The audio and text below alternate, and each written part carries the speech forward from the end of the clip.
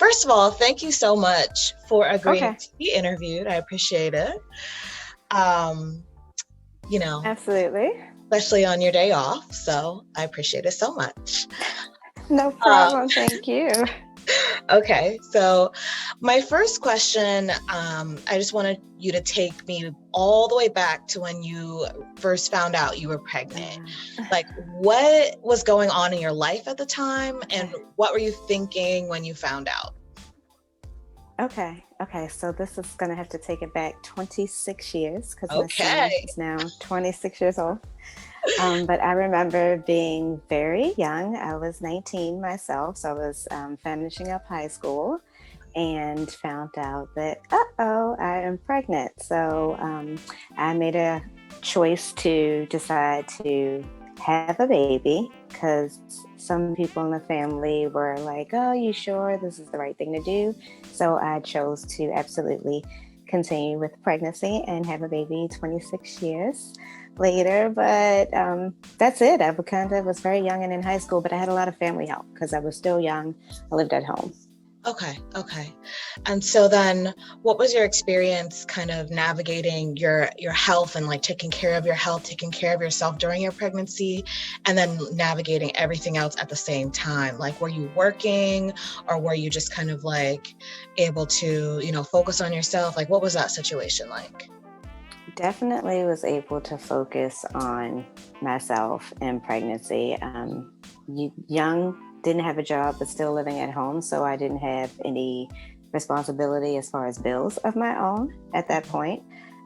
So went to prenatal care, lived with my grandma. So she cooked aplenty. So I had a lot of nutrients, a lot of home cooked meals. Um, but, honestly, it was scary because it was the first time. So I didn't know what to expect. And that's also just kind of as you go through the changes and the different stages, you just kind of learn as you go. Yeah. Um, did you feel like self-conscious being so young, like, and entering into motherhood? Did you ever feel like self-conscious about that, or like Okay, so not really at all, because this probably sounds stereotypical, but being African American and from the city, some of us call it the hood, young pregnancy was not a shock. I mean, I was 19, closer to 20. I wasn't 13 or right? 15 or something like Yeah. that. So, I mean, not that it makes a big of a difference, but yeah. Okay. So, no shame at being young and having a baby. Okay. All right. Good. Yeah.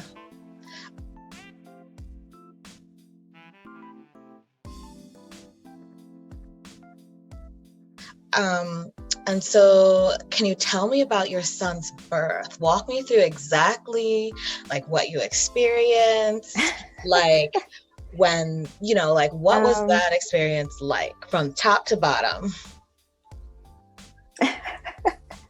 so, oh my gosh, the actual pregnancy changes through your body, which were different. And sometimes, like what's happening to me, I had morning sickness at the beginning. So Okay. that was no fun. A lot of vomiting in the morning. Made it through that. And then, unfortunately, wasn't taking care of myself, drinking, I guess, proper amounts of water and maybe other nutrition things. But I had a kidney infection when I was 5 months pregnant. Oh So my I was goodness. hospitalized for 5 days. Wow. So that was scary, and I didn't really know why that was happening. I just had like back pain and some discoloration in my urine. And going to the doctor later that evening, found out that it was something really serious. Medically, urine was supposed to leave the kidneys through the bladder, and it was going backwards. So I'm Wow. glad that I went to the hospital that night. I was, there for a couple of days, had some IVs, felt much better, went home and had a healthy baby boy in December. But, that was definitely something to take more awareness to. So Yeah. I was young, but, learning as I go, like I said. Yeah. And then he came. He was born December 18th Okay. on a Sunday morning at 10:18 in the morning. My grandma took me to the hospital. We drove down to Mercy Medical Center, and it was a quick birth because I didn't have to go through what most women go through as far as like dilating and actually having a vaginal birth. Because of the kidney infection, I needed to have a cesarean. Oh, So okay. Okay. it was easy because I didn't have to go through much pain. They just, epidural, slice me, pull the baby out, and it's done. Okay. So did you start labor? Like, did you start like the early stages of labor? Or Well, I went the full term as far as the pregnancy. Actually, it was 2 weeks later than my due date.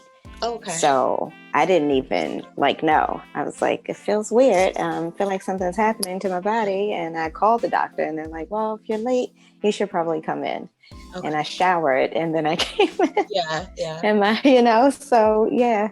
It was interesting. Okay. And so what was it like recovering from that C-section, like the physical healing process? What was that like? That was interesting. I mean, it wasn't too bad. You do feel some discomfort, like because it's a surgical scar, so there were like staples, and obviously when your skin's healing, you feel sensation of itch and like pull. So no, that part wasn't fun, but it didn't take long because probably being young and able to snap right back into it. Yeah. I didn't want to do it again though, so I only have one kid.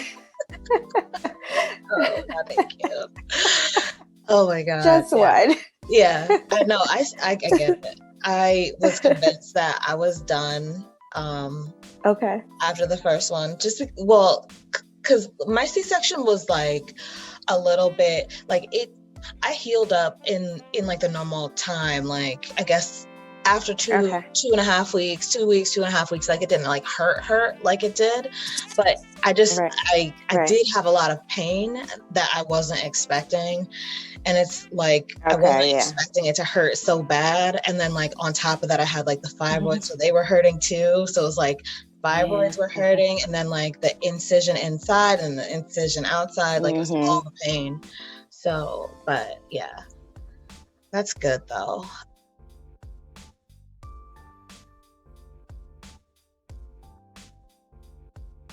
So then did you experience any what emotional like ups and downs, if any, did you experience during that postpartum time, like just after giving birth and like just kind of getting used to having this little baby now and like feeding, what and like being up all night, like what was that like, or what was that experience like?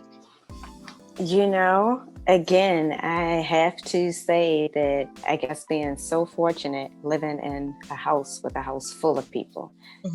There was my grandmother, my grandfather.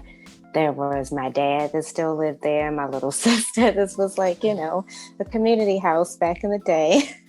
And I had a lot of help. So you were walking me through kind of like your postpartum experience. You said you had a lot of help. So it wasn't as like emotionally taxing for you as it might have been for other people because, you had a lot of help. And so but that's what you were explaining. Yeah, no, I did. So I didn't have any issues as far as stressed out because I had a lot of support around. Okay. Did you breastfeed? I did not. Okay. I did not. I was not into that at that moment. I had him in 94, so I wasn't talked too much about that breastfeeding. Yeah. I bottle fed. Did you like, was it just like, like a lot of people when they're thinking about like the option of breastfeeding, some people, find it to be like gross or like, that's just like not something that, they're into. So like, did you go through like any sort of like decision-making process, or you were just like, no, absolutely not? Like, what was?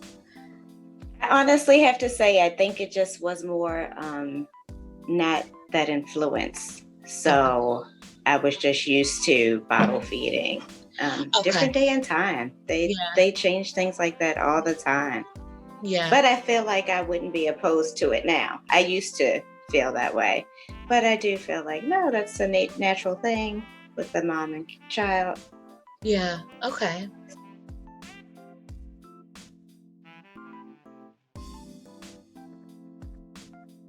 So so silly.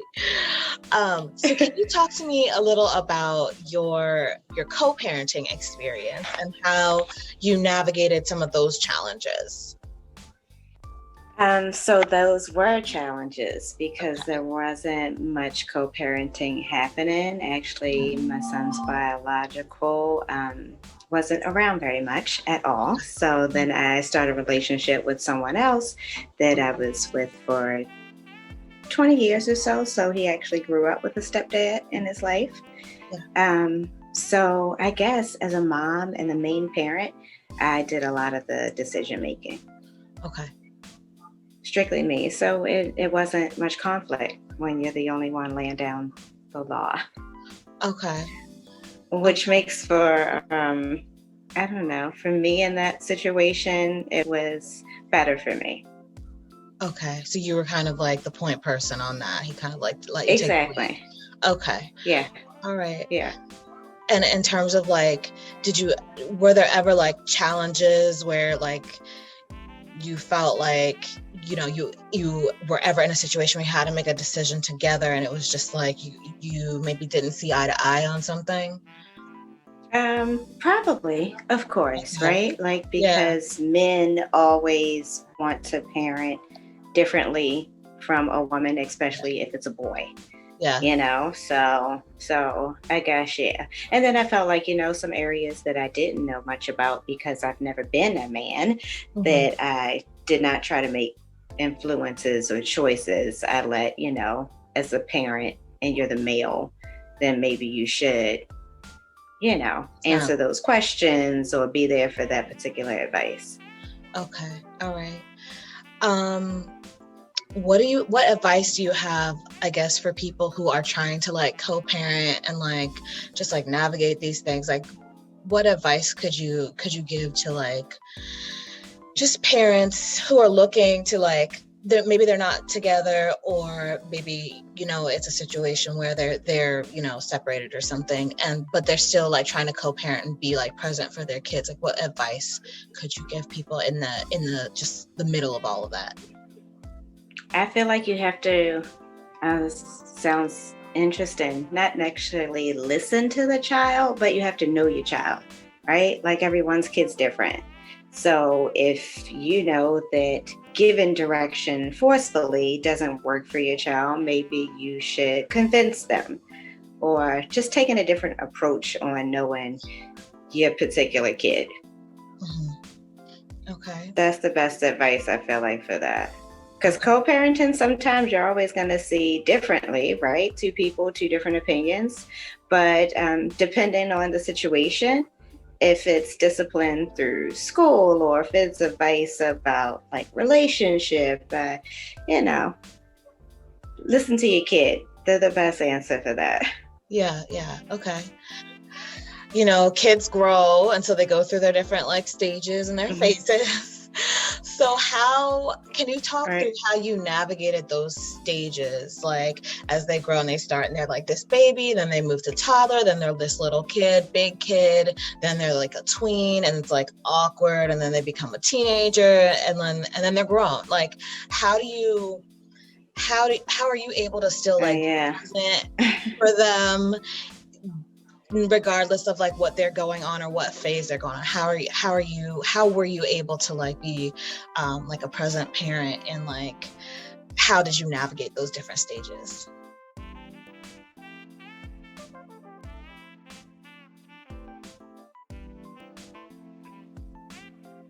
Well, when they're babies, that part's really easy.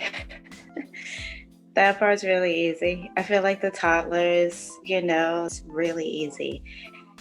For me, it didn't get difficult until adolescent years because adolescent years, they're trying to figure out themselves. and then there's peer pressure, and then there's teaching confidence. And that is definitely what I always instilled in my son. I didn't care if he thought someone else didn't like what he was wearing, as long as he liked it, or, someone else's opinion really doesn't matter. Not at that stage. Mm-hmm. Later in life, you learn that you should probably take someone else's advice. But adolescence, I definitely instilled being a leader, not a follower. And then they get to the next level where, they're almost grown, but they're not. So then they think they are. Yeah. So then we all went through that stage, right? You can't tell us anything because we know everything already. Right. So then you let them learn on their own. At that point, you back off and they learn on their own. Sometimes it's smooth, sometimes it's a crash and burn. And so in those moments where you see your kid potentially crash and burn, like what's going through your mind, and how are you able to still like be present for them and hold space for them and like help them? I guess maybe not help them, but just like let them know like you're here for them. Right. No, absolutely. So you don't want them to crash and burn. You don't want them to make mistakes when you could help them. But when they do, you're just there to brush them off. Tell them it's going to be fine. Next step. My motto has always been, we go through different levels of emotion. So at first you may be disappointed. Maybe you're sad. Maybe you're angry about it. But then you got to figure out how you got to move on. Okay. All right. Yeah. Make the next move your better move. Like exactly. Yeah. Right. Yeah, exactly. Yeah. Brush it off and start fresh. Awesome. Okay. Don't dwell on it. Yeah. Absolutely. All right. So I'm going to shift gears again a little bit. Mm-hmm. And so I want to ask you about your own mother and what was her story, and how did that story shape you as a person and a mother? Okay. That part, I can't really touch on that much because I lost my mom at such a young age. So then I would have to replace those situations with my grandma. My grandma was there for me. But she was old school because she was a grandma, you know what I mean? So some things you felt like you couldn't relate to, but I had cousins. I had a stepmom that was around. So I guess a lot of takes a village to raise a child. Mm-hmm. Okay. Yeah. So are you comfortable sharing about your mom's, like how you lost her?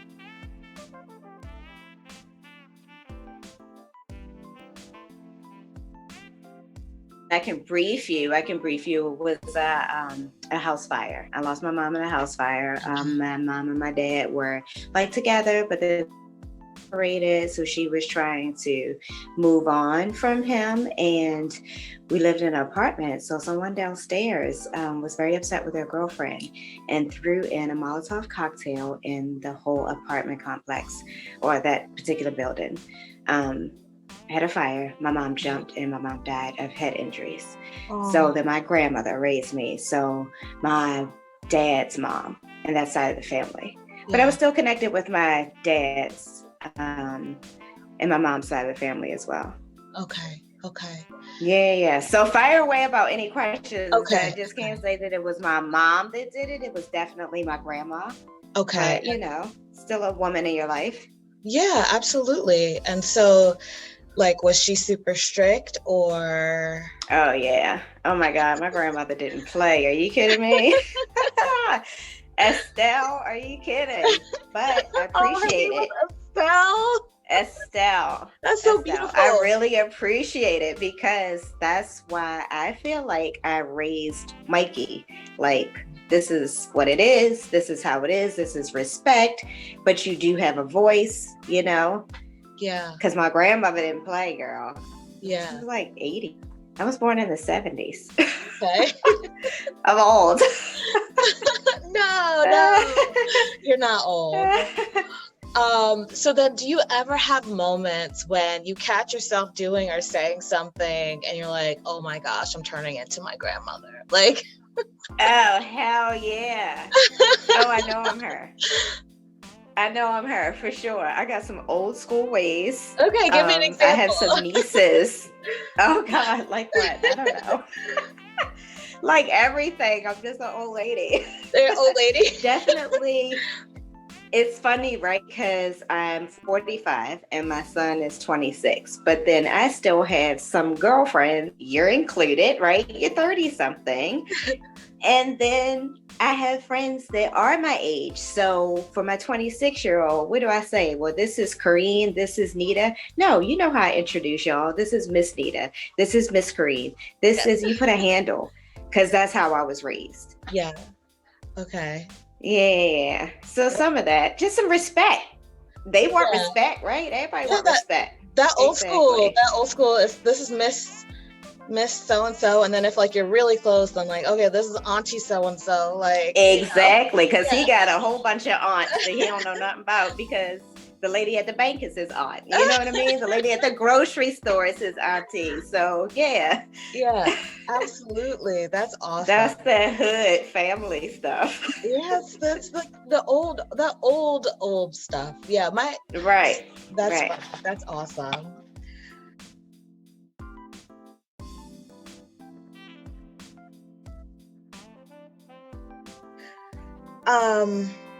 Okay. So then what is the hardest part of being a mother, in your opinion? Oh, goodness. Always worried about them. Like when you're a mom, you're always worried about your kid, whether your kid's a grown woman or a grown man, you're always worried about them. You want them to make good choices, and I don't know, I guess to make sure their life is together. Yeah. So that's the hardest part. Yeah, it never goes away. Yeah, no. Yeah. That was somebody else with like older kids told that to me when I had Amari, like when I first had Amari, he was still little, and I was like, I can't handle all this anxiety, and she was like, girl, it doesn't go away. It gets better, but it doesn't ever go away. You always feel it. And she was like, yeah, it's just always there, like the worry and the fear, Absolutely, like all the time. Because I don't know, I guess that's just part of parenting. Yeah.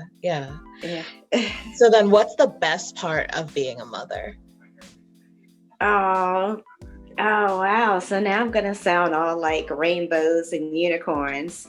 It's okay. Always having a friend, always having somebody that, how did I say, that needs you, that depends on you, that you're there for. Mm-hmm. I definitely would say that's the best part for me about being a mom. Yeah. Okay. It's like you have your personal. Go ahead. Sorry. Right. Your mini you. Yeah. Yeah. Yeah. I like it because it's like you have your own personal cheerleader. They're like.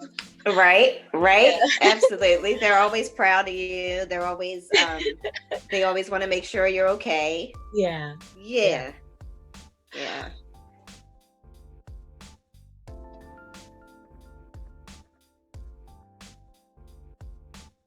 We're going to shift a little bit again.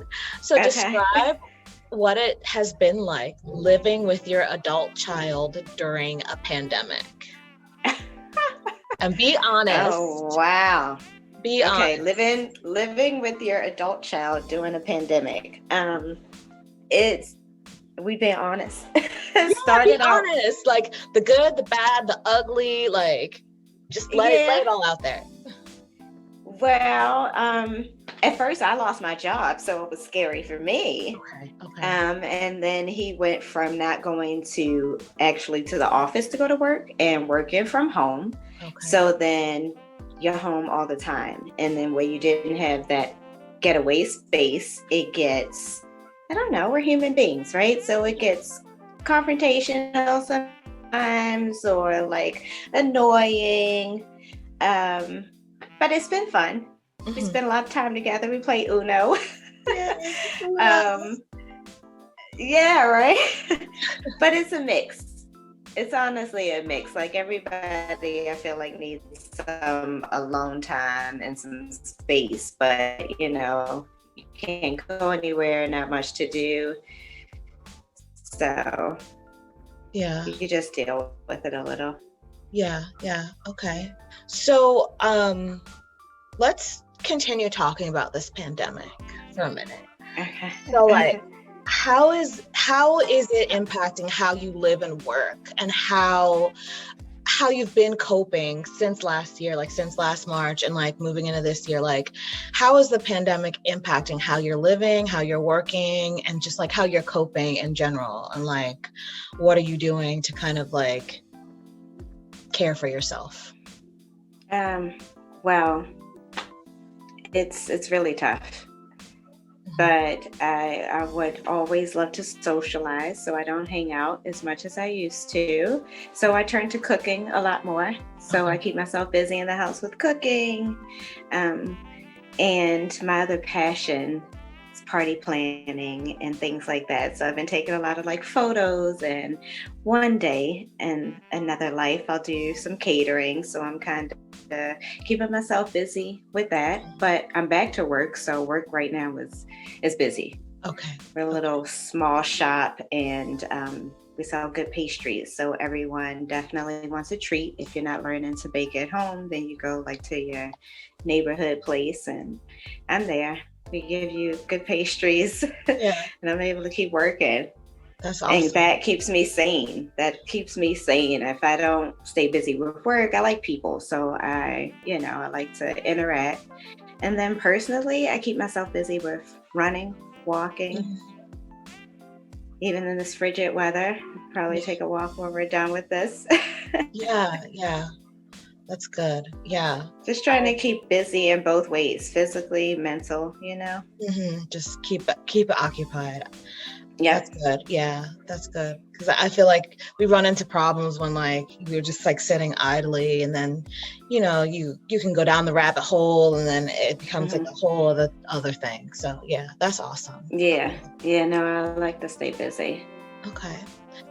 So can you talk a bit about what it's been like raising a Black son in the United States? Um, what are you always Mm. thinking and worrying about as they grow and develop? And how did you cope with some of the anxiety, especially living so close to a city like Baltimore? So in Baltimore, you got some good sides and some bad, like everywhere, I'm sure. Sure. Mm-hmm. And where my son first grew up was in the city, like Park Heights and Haywood. Mm-hmm. So back in the early 90s, it was just beginning to get a little rough around the edges in certain inner city neighborhoods. But then I moved.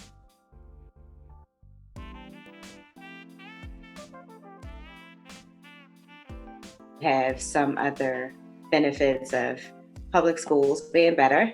So Mm-hmm. he was able to go to a really good public elementary school, and then a really good public middle and high school. Mm-hmm. And then when you're in different schools, just changing the people you're around always helps. He went to a international elementary school. So Okay. my son was paired with people from like China, Africa, and India, just everywhere, all around the world, because these kids were there to speak their native language, from their native language to learning English. So multicultural, mixing them up, Mm-hmm. not just because you are Black or white or whatever you are. You don't have to stay around those people all the time, because the world is a large melting pot. So we should know every culture. Mm-hmm. Okay. And now that he's older, I just hope that he's making good choices of company he keeps, like I taught him to make good choices. So you don't hang out with bad news people, because they're only going to bring you down. Yeah. And he's got a great job. He's a grown man, so he makes, as far as I know, good decisions. Yeah. and keeping the company well. But like he got into some stuff when he was in like high school, because they all try, Yeah. to get away with some things. Fake ID, get caught with a fake ID. You got to do community service, like those are a little bumps that you go through, that you get a slap on the wrist, but hopefully you learn a big lesson from them. Yeah. Yeah. Okay. Yeah, Okay. yeah. So like thinking about like last summer and like all the events of last summer and just like, you know, Black Lives Matter and just like all like Breonna Taylor, George Floyd, and just like all the images that we see on TV, like, you know, over the years, not just last summer, but over the years, like, how did that impact you, knowing that you're like raising this like Black son, and you're trying to like instill everything in him so he can be all that he's like meant to be and more? Like, well, definitely that's scary. I mean, we got to be honest, like, you know, just because, and it's not even like male time, because the Breonna Taylor, like, she was a whole woman, and I just feel like the world that we're in right now, you're just nervous about that all the time. Yeah, absolutely. Okay.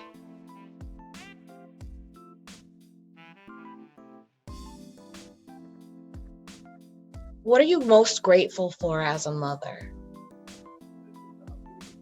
Oh, I'm just grateful every day I wake up. I'm grateful that I'm in good health. I'm grateful that I do have a son that's a good, responsible person, because there are a lot of other choices that people can make. And then that would stress their parents out and themselves completely. So I'm glad that he didn't choose to do any of those things. So yeah, I'm grateful. I'm grateful for simple things like good health and him being a good, responsible person. Yeah. Okay. So then after you're long gone, what do you hope that your son says about you as a mother? Oh, that I was cool as shit. Yay! Cool mom. Cool as shit, right? Exactly. And taught him a lot, and he learned a lot, and it'll be just like my grandma. Like, I remember, like, I still hear her in my ear with certain things. So I hope that that's the same for him, because it's all going to be positive. It's all going to be like, remember, you should be the best at whatever it is you're doing. So I hope he remembers that all the time. Okay. So this isn't on my question list, but I am curious, like, what is something that your grandmother was famous to like always saying to you, like that you just like always will never forget? Like, oh goodness. Like what was her tagline? Like, what was her tagline? Yeah. Well, she was always into, like, if anybody young thought they could do something, she didn't care if she was older, she could do it too.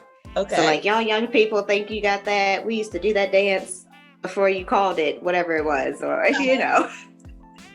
She always thought that she knew about it beforehand, and maybe it was because she did, right? History repeats itself, fashion, music, all of that. So yeah.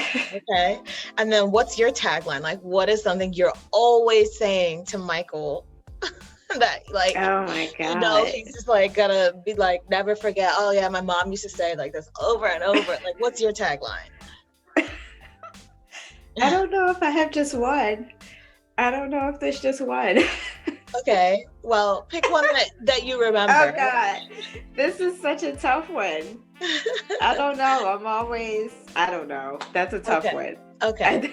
All right. I'll let you think about it. I could just say one. Okay. Yeah, I'm trying to think, like, what did my mom always tell us? Like, oh, my mom was like super Christian, so she would always be like, what would Jesus do? Like, that was okay. Like, what would Jesus do? Okay. Oh God. See, yeah, no, I still can't come up with one. I have no idea. All right. That's okay. Or maybe that he always got to think ahead. I'm always influencing, like, you know, come on, think ahead. Think ahead on that one. Think ahead. Okay. Yeah. All right.